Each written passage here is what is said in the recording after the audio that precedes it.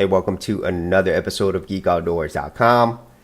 Now, in Linux as a desktop operating system, there are countless thousands of tools available, and most of them are free.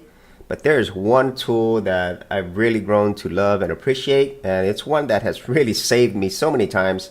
And I want to talk about why it is my favorite tool in early 2019, and it's probably always going to be in my top 5 or top 10 in some way. And that tool is Timeshift. Now, Timeshift, if you're not familiar, is basically a backup tool. It's a backup and recovery tool, and it's pretty amazing and very easy to use. So as you can see here, I actually have snapshots of my previous backups. And let me show you how this works in terms of setting it up. If you're brand new to Linux, I highly recommend that you get this set up. And so whenever you have your Linux Mint install done, you come here to menu, you go to administration, and then you'll see Timeshift. Now, whenever you actually open up the program, it will ask for your password. And so once you have that, you actually won't get this screen. You'll actually get a wizard like this. Okay, so this stuff for people who are brand new to the Linux desktop operating system that might be confused. I myself was confused as well, but basically just choose rsync. This is basically the type of way that it actually creates snapshots, and I use rsync.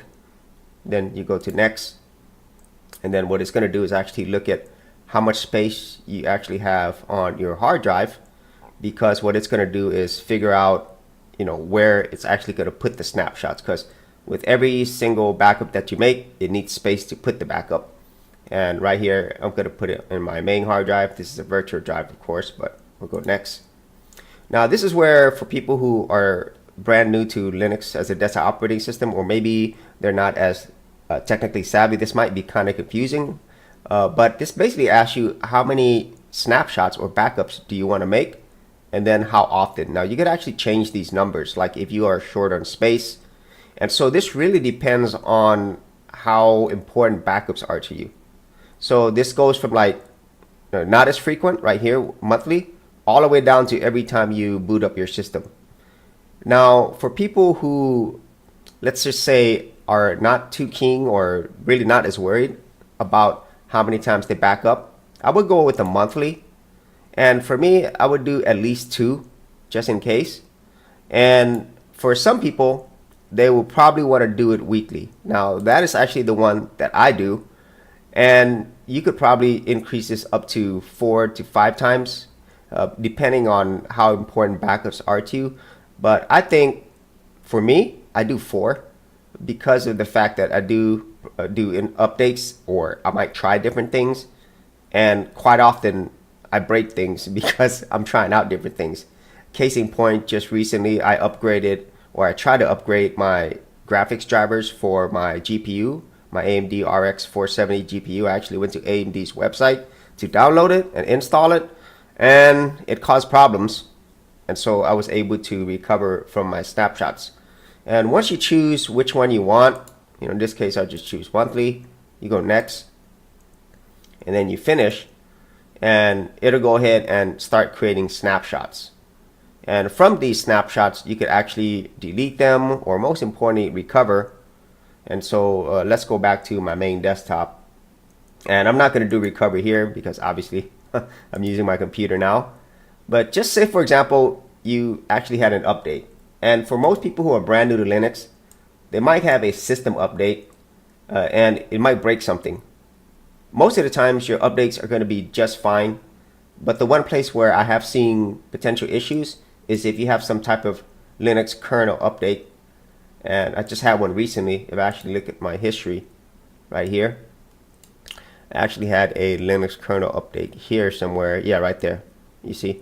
So normally when you have a Linux kernel update, I always recommend before you do that, make sure you have snapshots, good snapshots that you could go back to.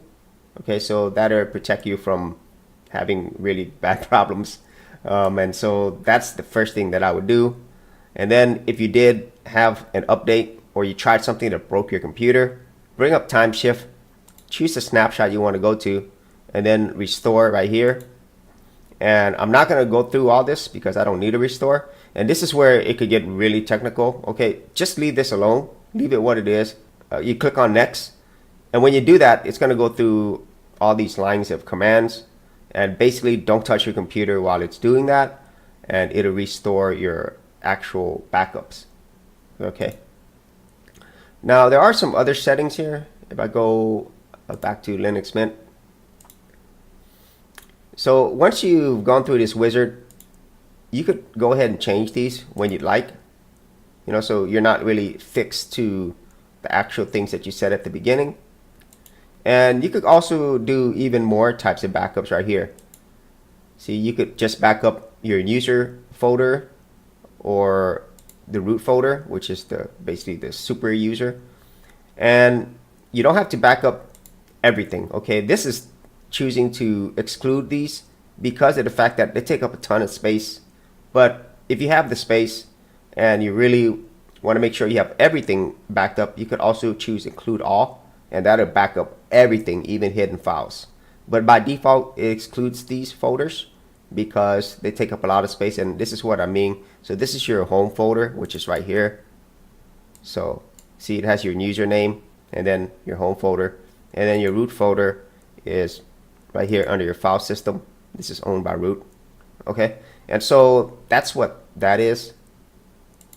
And then there's also filters as well. So you could get pretty granular. You could filter out folders and files. So you do have a lot of ability to customize how you do want to back up. But overall, I really love Timeshift. I think for the majority of people, it's super easy to use, especially once you set it up and you learn how to recover from it. And it is a lifesaver in so many ways. And so if you are brand new to the Linux desktop operating system, I highly recommend that you use Timeshift. It is my favorite Linux tool in early 2019. And as I said earlier, it'll probably always remain in my top 10 because I quite often I break things on my computer. Most of the time it's not by choice. I just do that. And so if you had any thoughts on Timeshift or maybe your own personal favorite Linux desktop operating tools, be sure to leave that in the commentary below. And as always, if you did get value out of these videos, share, like, and subscribe. Hey geeks, if you are a creative geek like me and you wanted to learn how to create content on YouTube and other places on the internet, then check out my Gold Content Creators Group, where you'll get access to 30 videos plus additional content for all the creative geeks out there. And the best part of it is, all of this is free. Simply head over to the link below, check out my page, and sign up for my Gold Content Creators Group. Thanks for watching, and I'll see you on the other side. Thanks for checking out this episode. And as always, if you like these videos, be sure to click on the subscribe button. And for full written content, audio content, and additional geek stuff, head over to geekoutdoors.com, and I'll see you outdoors on the very next episode.